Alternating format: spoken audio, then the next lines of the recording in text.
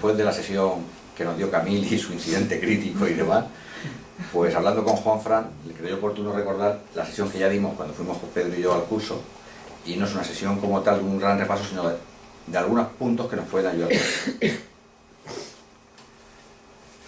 Entonces, ¿cuándo cursamos una OIT? Se puede cursar una OIT siempre y cuando el trabajador esté dado de alta en la Seguridad Social o en situación asimilada al alta. ¿Qué entendemos por situación asimilada al alta? Cuando se cobra prestación por desempleo. Es decir, cuando se cobra lo que es el derecho al paro. Después de trabajar, te despiden, has cotizado más de 180 días y tienes derecho a una prestación por desempleo. Eso es una situación asimilada al alta. Es decir, estás dado de alta en la Seguridad Social. Perdón, ¿puedo hacer una pregunta ya? Bueno, yo ahí lo que preguntaría, lo que siempre me he preguntado, es dar una baja a un asimilado a una prestación por desempleo. ¿Eso qué significa? Que si tiene 18 meses de desempleo, se va a parar No. y luego le van a pagar más. Él sigue corriendo. Lo único es que mientras él está cobrando la prestación por desempleo, está cotizando a la Seguridad Social. Vale. Y no le llaman para trabajar. Y no le van a llamar para trabajar ni le suspenderían el derecho a la prestación por no acudir a una probable oferta de trabajo. Vale. ¿Cuándo no se cursa un OIT? Cuando el paciente está en subsidio, es decir, la famosa ayuda de los 400 euros de después. O cuando se ha agotado la prestación de desempleo y no tiene derecho a subsidio. Si te podemos preguntar, vamos a ver, hay pacientes, seguro que os ha pasado a todos, que os lo piden porque dicen que les obligan a ir a cursos, por ejemplo. Al estar en el paro, les llaman a cursos. Solamente hay que emitir un informe médico de que el paciente se encuentre incapacitado para tal motivo. Pero el P9, que es el documento oficial de baja, no tiene validez porque él no está cotizando a la Seguridad Social. Entonces, al no estar cotizando, no tiene derecho a una prestación. Y lo que dicen otros, que entonces le pueden llamar a una entrevista de trabajo y tiene que argumentar por qué no va, porque si no le penalizan. No le pueden penalizar. Porque no cobra. Si no está cobrando. No le pueden penalizar.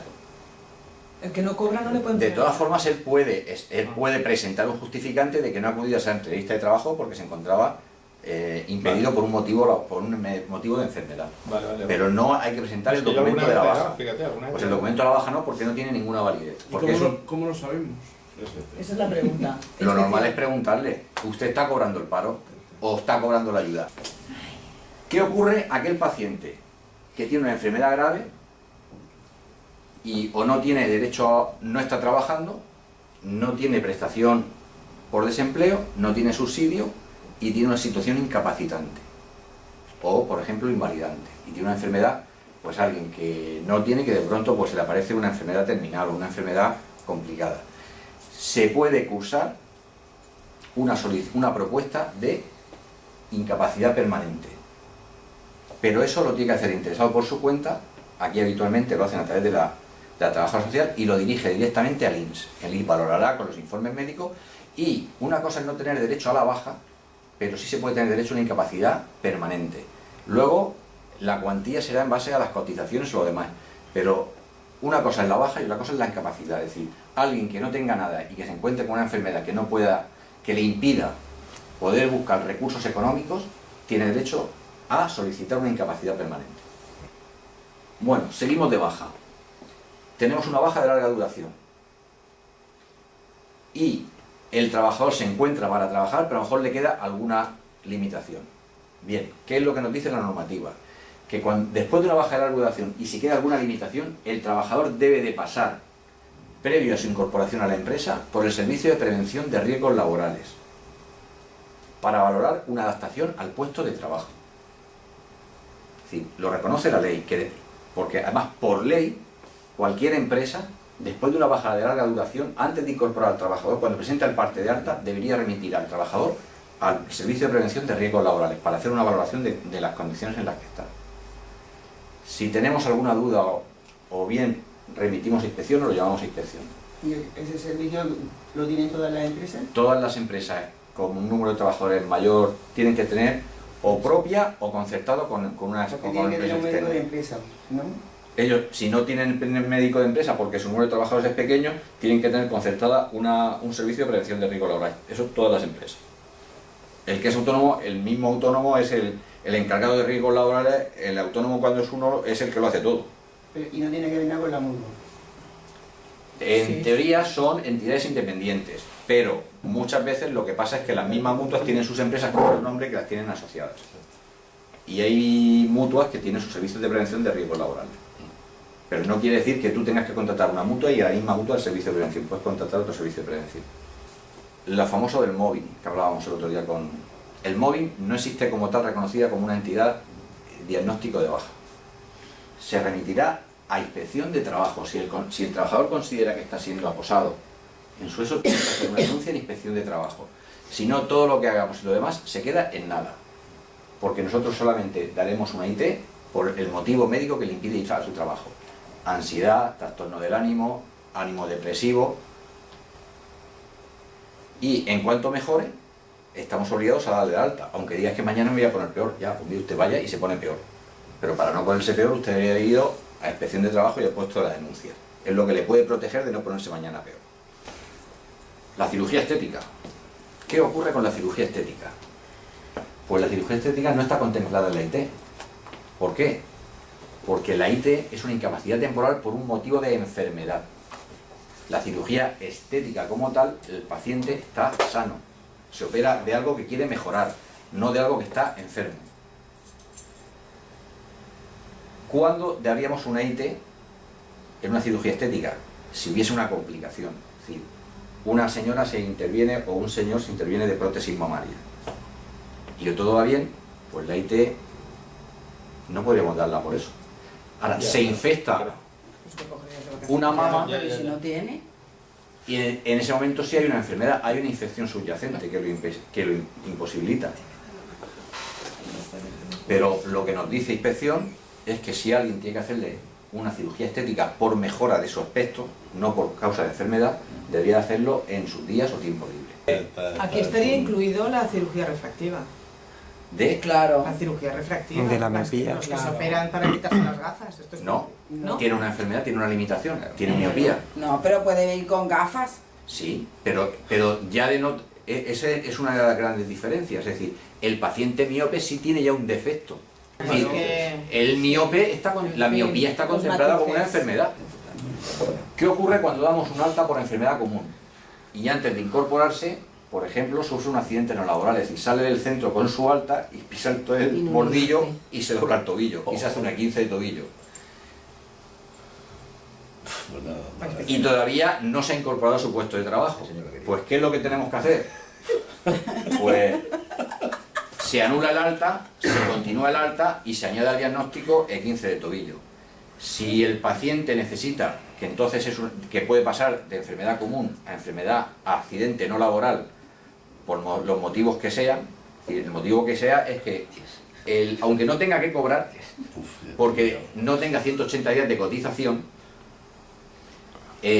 estamos obligados a dar un parte de baja, porque es el único documento que justifica ante la empresa que el trabajador no puede realizar su trabajo por enfermedad. Pero se cambia el diagnóstico Pero- o se pone en el mismo diagnóstico. No. Pero si fuese un accidente no laboral, no precisa de 180 días de cotización. Entonces, si ha estado de baja por una enfermedad común y pasa a accidente no laboral, debemos de hacer un informe, mandarlo a inspección para que inspección le acredite que es accidente no laboral a partir del día en el que lo ha tenido. Es decir, se anula el alta, se hace el informe, se manda a inspección para que lo que era enfermedad común pase a accidente no laboral desde ese día. Y ¿Qué informe? un informe clínico tuyo. Así que la inspección es Un que informe cambia clínico tuyo donde dice paciente que di el alta por tal motivo y al salir del centro le ocurre tal, presentando anteriormente estaba en IT por enfermedad común, a partir de ahora mantengo la IT en el porque mismo episodio, no en el mismo episodio añadiendo en el diagnóstico pues el 15 de tobillo, contusión, lo que haya sido. ¿Qué inspección es que cambia el diagnóstico? Es como que si dijera... Tú mantienes el mismo y lo añades. Inspección es el que va a cambiar va a cambiar de enfermedad común a accidente no laboral. Bueno, llegamos al año de baja laboral, estamos todavía en la enfermedad común. Llegamos a un año y el paciente pasa por inspección.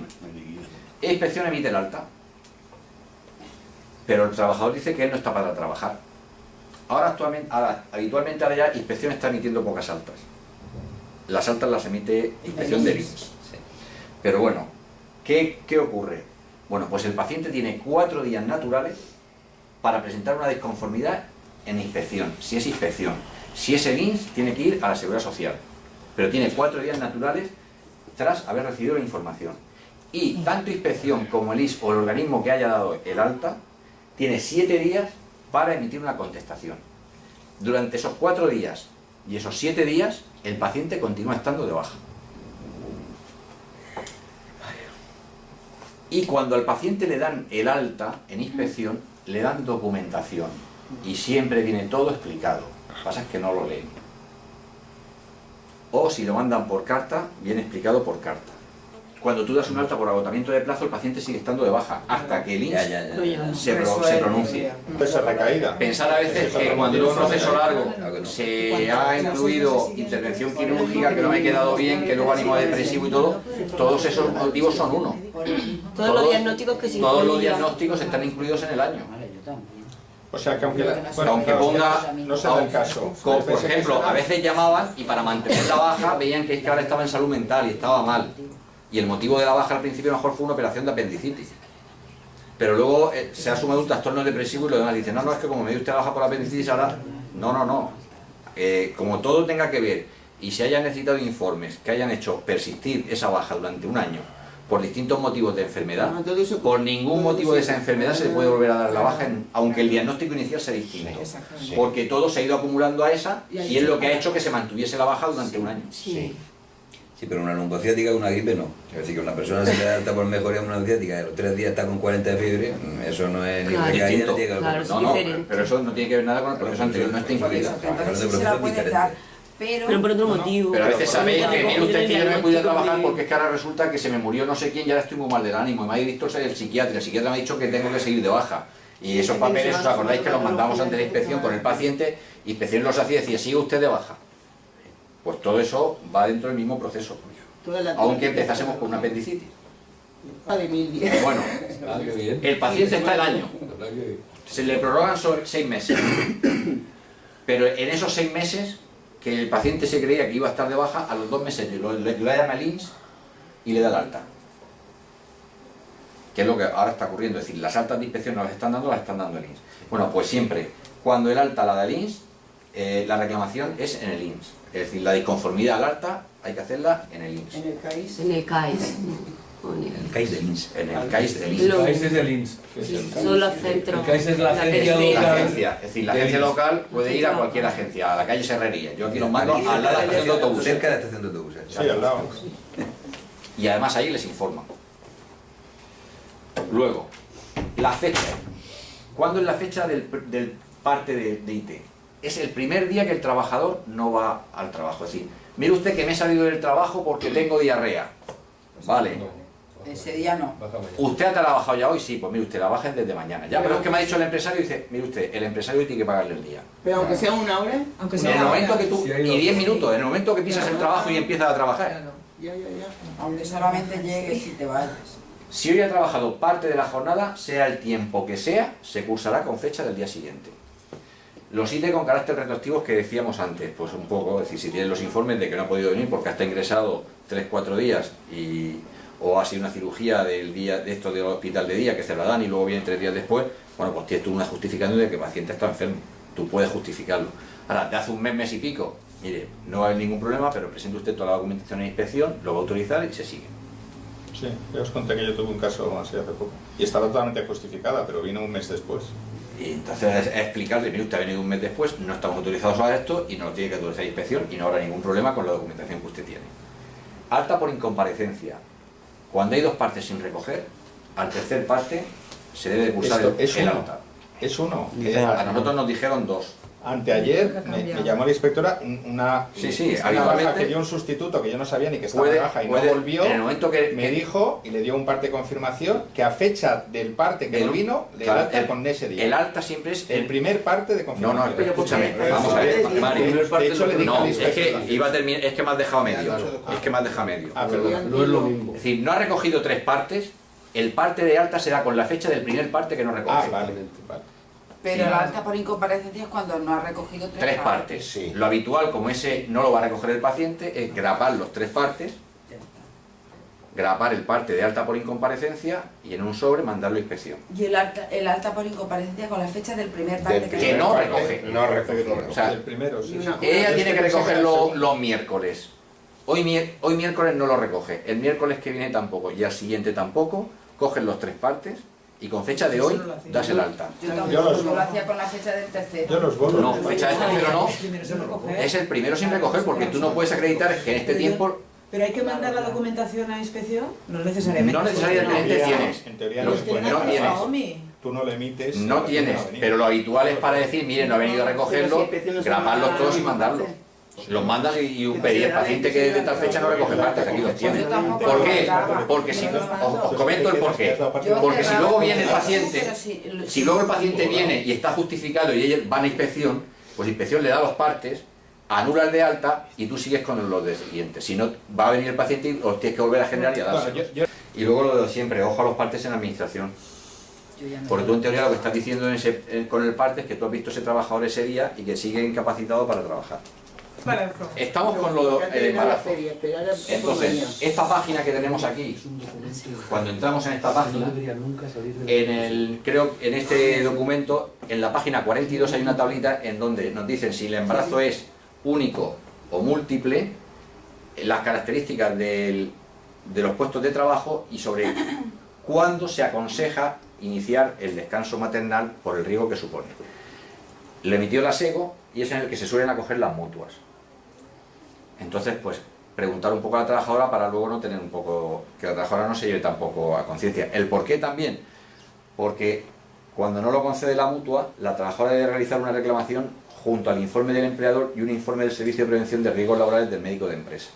Esos 2 informes actualmente tiene que presentarlo la trabajadora junto con el riesgo laboral, porque el riesgo laboral dice que está con un riesgo laboral en las condiciones en las que trabaja en las que está la trabajadora. Si las condiciones que está la trabajadora, como suele ser habitual, no coinciden con lo que tienen contratado, la mutua no da el parte. ¿Por qué? Porque hay una discordancia entre lo que la trabajadora dice que hace y lo que la empresa dice que hace. La mutua se va a acoger a lo que la empresa dice que hace. Entonces hay que decirle muy bien a la trabajadora que cuando hable con la empresa especifique que si tiene que estar más de tantas horas de pie, si tiene que estar subiendo sobre el peso, agachándose, debe estar todo registrado, porque si no, irán lo típico de la que es administrativa, que hace administrativa, pero baja al almacén, pero tiene que subir cajas, pero que tiene, y el puesto es administrativa. La mutua dice, mire usted está sentada todo el día. El permiso maternal es a la semana 36. ¿Y dónde Dice, se oiga, tiene que llevar la pero es que yo tengo que estar bajando No, pero- al almacén, tengo que estar subiendo, Entonces, ¿qué hacen? Si el empleador No le da la... no pone las actividades que hace en su puesto de trabajo, que diga eso, No se lo La van a dar. mutua No puede le van a dar solamente de secretaria de estar Vale, entonces, sentada. ¿qué O sea, que esté todo bien escrito. Otra cosa, si pese a que todo está bien, la mutua no lo concede, Tienes que hacer una reclamación. Eso llama gestantes. tiene que hacer una reclamación en la mutua, que es lo que habíamos dicho. Ahora, ¿qué debemos de reseñar en el informe del riesgo de embarazo? Solamente gestante sana de tantas semanas y fecha probable del alta, De parto. de parto. Tras cumplir las 16 semanas, puede solicitar hasta los 9 meses el permiso de riesgo durante la lactancia materna. Es decir, después de las 16 semanas de permiso maternal, se puede solicitar el permiso de riesgo durante la lactancia materna. Es otro permiso que se da adicional. Va o por horas o se acumula. Y ojo, lo de la SEGO lo asumen casi todas las mutas, pero no es vinculante. No, es un documento orientativo. Lo que pasa es que a eso es a lo que se suelen agarrar las Yo no mutuas. sé el permiso de riesgo. ¿Qué es el permiso de riesgo de la lactancia materna? El permiso de riesgo de la lactancia es que la mujer, unas horas de lactancia que puede para Eso poder lo tiene hacer todo el permiso de año. riesgo, es permiso toda por la que lo solicita. Si tú no lo solicitas, no lo tienes. Pero Es si permiso de alguien- Eso se lactancia, llama- no es permiso de claro, riesgo. no es permiso de Riesgo de riesgo. lactancia sería el caso que ha comentado Claro, es que- José, que la mujer trabaje con algún tipo de... Radiación o algo que le con pueda- algo que la A nosotros, bueno, en caso de un aborto, en caso de un aborto, ¿qué tenemos que hacer en caso de un aborto? Bien, si el aborto es antes de los 180 días, se da una IT. Si el aborto es después de los 180 días, la señora tiene derecho al permiso de maternidad.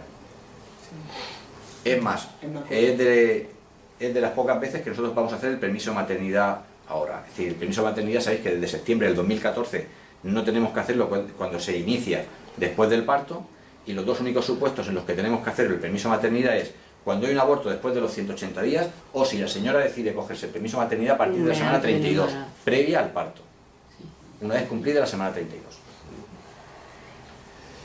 Cuando tras el parto el recién nacido precisa ingreso hospitalario. Si precisa más de 7 días, los 7 días se van a sumar al permiso maternal. A la que dice.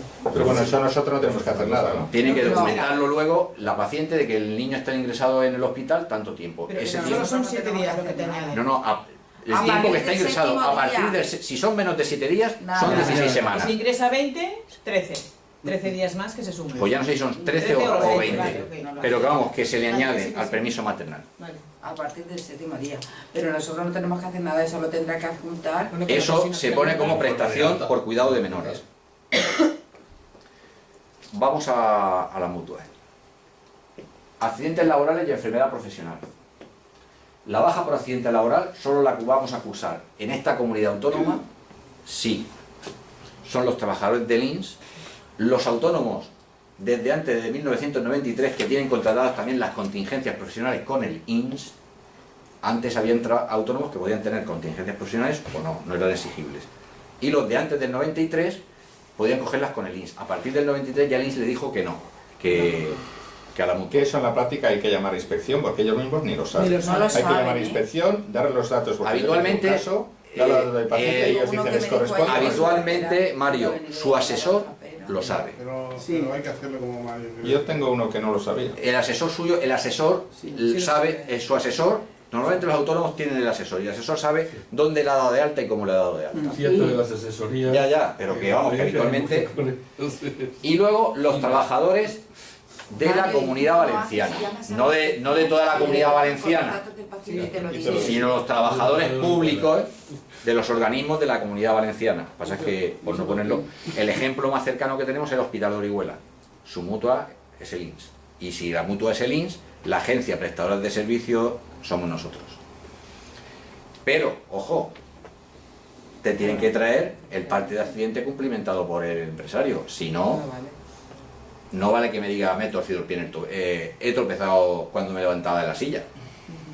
El parte. Porque es obligatorio ante un accidente laboral que esté el parte de baja y el parte de reconocimiento del accidente laboral. Manolo, perdona, ¿y los accidentes sin itineres? Ese ya no necesita el parte del empleador. Tienes que justificarlo. Claro. Sí. Y los autónomos tampoco te van a traer ningún parte del empleador. Luego, las empleadas de hogar y los trabajadores del régimen especial agrario, desde el 1 de 1 del 2012, tienen derecho a accidente laboral. El empleador tiene que rellenar el parte de accidente, que es el 3AT19B, y dirigirlo a la mutua contratada para prestar la asistencia. El autónomo normal no tiene derecho al accidente in itinere, aunque haya optado por la mejora de sus prestaciones. El accidente laboral. In itinere. El in itinere. No, quiere decir, aunque pague ese complemento, no tiene derecho. No, solo el autónomo dependiente. ¿Quién es el autónomo dependiente? El autónomo dependiente es aquel cuya actividad laboral se realiza en la gran mayoría de parte para una empresa. Por ejemplo, el escaparatista del Corte Inglés. Es autónomo como decorador, pero resulta que más del 80% de su actividad laboral la dedica arreglando los escaparates del Corte Inglés. Si cuando va a arreglar los escaparates del Corte Inglés tiene un accidente, es un accidente in itinere. ¿Y Sí, eso pero cómo lo sabemos Pero nosotros? eso yo repito que en todos esos casos hay que llamar a la inspección. sí. Porque aunque el paciente Aunque te no. venga diciendo el asesor me ha dicho que sí me corresponde, tú no te puedes fiar. No, que sí, se Son llama casos inspección, claro, excepcionales y pues la son casos inspección- excepcionales, pero que sepamos ¿No he tenido algún cuándo caso un que lo autónomo resuelve puede bien? tener o no. Si le corresponde o no. Pues sí. Luego, ya dijimos que iba a haber una modificación en OMI respecto a la enfermedad profesional, que la ha habido. Bueno, pues que puede haber abusos. A la enfermedad profesional sí tienen derecho los autónomos que han optado por la mejora de sus prestaciones, no tenían derecho al accidente laboral, pero sí a la enfermedad profesional. Y si la mutua la rechaza, tienen un plazo de 4 días para presentar una reclamación en el INS. Es decir, si la mutua rechaza la enfermedad profesional, en el INS presentan la reclamación. Y luego el IAN y el ACV ya están contemplados como accidentes laborales siempre que ocurran en tiempo y lugar de trabajo. Tras el alta en la mutua, Si el trabajador no puede incorporarse a su puesto de trabajo o no está de acuerdo con dicha alta, lo mismo. Tiene 4 días naturales para solicitar una revisión del alta por la Seguridad Social, al INS. Y luego, si no llega después de 4 días, contactar con la inspección médica. Sí. Pero eran 10 días, ¿no, Que fueran Manu? laborales. A nosotros nos dijeron 4. A nosotros 10. Por lo mismo, Creo. Para que no reclamen. tras el alta por la mutua, esta puede proponer una incapacidad parcial. Es decir, la mutua puede decir, mira, estás bien para trabajar aunque te reconozco una incapacidad parcial para tu trabajo. Y la mutua va a derivar el proceso al EBI. Siempre que la mutua haga esto, el trabajador lo tiene que autorizar, es decir, lo firma en la mutua. Y va a tener una copia de la autorización. Lo que pasa es que no saben a veces lo que han firmado. Pero siempre que la mutua hace esto, está obligado a que el trabajador lo firme. Digámoslo así. Y si un proceso que precisa IT sospechamos origen laboral y la mutua no lo reconoce, deberemos contactar con inspección médica de área para proponer al INS una determinación de contingencias. Que ya cada vez se hace menos porque la inspección nos dice que si no hay papel del empleador, que no se olvide, que actúes en consecuencia y que le des tú la baja. Son las últimas respuestas de... Si un trabajador está en IT por accidente laboral y trabaja para 2 empresas, la IT de la segunda empresa Qué rollo, de verdad. la da la mutua de dicha empresa. Esto Es decir, un trabajador que trabaja para IBM, para IBM y para el Corte Inglés. Tiene un accidente en IBM. La mutua de IBM le da el parte de accidente laboral. Pues con el parte de accidente laboral de IBM tiene que ir a la mutua del Corte Inglés y la mutua del Corte Inglés va a dar una baja por accidente laboral. Es decir, tiene que presentar el parte de baja de accidente laboral de la primera empresa en la mutua de la segunda Eso es empresa. entre mutuas. Entre mutuas, sí, exacto. Es que si no, si lo leo tal cual, parece el famoso de los hermanos Marx, ¿no? Si un trabajador está en IT por accidente laboral y trabaja para 2 empresas, la IT de la segunda empresa debe cursar a la mutua de dicha empresa para presentar un parte de baja emitida por la mutua de la primera empresa, donde se produce el accidente laboral. O sea, aparece el contrato de la primera parte contratante. O sea que Os lo piden porque dicen que les obligan a ir a cursos, por ejemplo. Al estar en el paro, les llaman a cursos. Y solamente hay que emitir un informe médico de que el paciente se encuentre incapacitado para tal motivo. Pero el P9, que es el documento oficial de baja, no tiene validez porque él no está cotizando a la Seguridad Social. Entonces, al no estar cotizando, no tiene derecho a una prestación. Y lo que dicen otros, que entonces le pueden llamar a una entrevista de trabajo y Si tiene que tú argumentar por qué no tiene- va, porque si no le penalizan. No le pueden penalizar Porque no cobra. si no está cobrando. No le pueden penalizar. El que no cobra no le pueden De penalizar. todas formas, él puede presentar un jubilado al alta cuando se cobra prestación por desempleo. Es decir, cuando se cobra lo que es el derecho al paro. Después de trabajar, te despiden, has cotizado más de 180 días y tienes derecho a una prestación por desempleo. Eso es una situación asimilada al alta. Es decir, estás dado de alta en la Seguridad Social. Perdón, ¿puedo hacer una pregunta ya? Bueno, yo ahí lo que preguntaría, lo que siempre me he preguntado, es dar una baja a un asimilado a una prestación por desempleo. ¿Eso qué significa? Que si tiene 18 meses de desempleo, se va a parar. Justificante de que no ha acudido a esa entrevista de trabajo porque se encontraba impedido por un motivo de enfermedad. Pero no hay que presentar el documento de la baja. Pues el documento de la baja no, porque no tiene ninguna validez. Porque ¿Cómo lo sabemos? Esa es la pregunta. lo normal es preguntarle, ¿usted está cobrando el paro o está cobrando la ayuda? ¿Qué ocurre a aquel paciente que tiene una enfermedad grave y o no tiene derecho, no está trabajando, no tiene prestación por desempleo, no tiene subsidio y tiene una situación incapacitante o, por ejemplo, invalidante y tiene una enfermedad, pues